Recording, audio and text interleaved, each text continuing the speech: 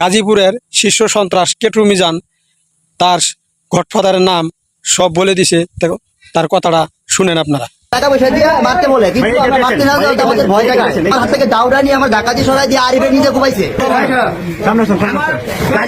গাজীপুরে বিশিষ্ট মানুষ রয়েছে, ব্ল্যাক শাইনে চায়না তো বা মাহাতে হাজারি এবং মমতাজ ও আরিফ এদের স্পটে বারবার বছর শূন্য ডিস্টার্ব করতে বিদায়।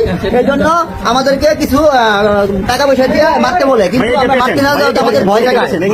আরিফও ভয় জায়গাছে, জয়নাল হাজারিও ভয় জায়গাছে, মমতাজও ভয় জায়গাছে। পরে আমরা পরে গেছি, যাওয়ার পরে আমার হাত থেকে দাউরা নিয়ে আমার ডাকাতি সরাই দিয়ে আরিফের নিজে ঘুমাইছে।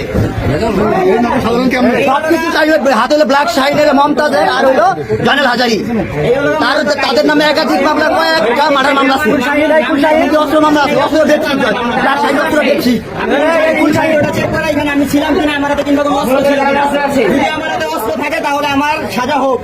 এই গডফাদার করে ধরলেই আপনারা আর এরকম কেটু মাস্তানের মতন আর সন্ত্রাস তৈরি হইতো না, মিজানের মতন সন্ত্রাস তৈরি হইতো না। এই গডফাদাররাই সন্ত্রাস তৈরি করে, এরা টাকা দিলেই এরা এসব কাম করে, বুঝছেন। এই গডফাদার করে ধরে হাইরা ফাঁসি দড়িতে ঝোলান, তেই দেখবেন এরকম মাস্তান আর হবে না।